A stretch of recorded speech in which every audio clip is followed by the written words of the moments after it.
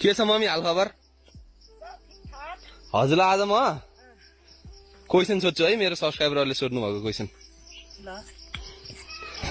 के गर्न आएको यहाँ? घाँस काट्ने, औँसीहरू खाने हो। हेर्नु के अरे राम्री देखिनु भएको आज त के हो? भिडियो खिच्ने भनेर कौडान फेरेर आएको क्या?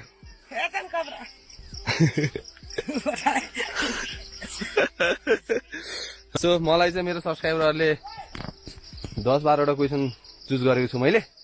त्यो त भैँसीको हाम्रो गाउँमा यति फेसिलिटी छ कि भैँसीलाई धरि स्विमिङ गर्ने स्विमिङ पुल छ क्या। के छ मम्मी हाल खबर?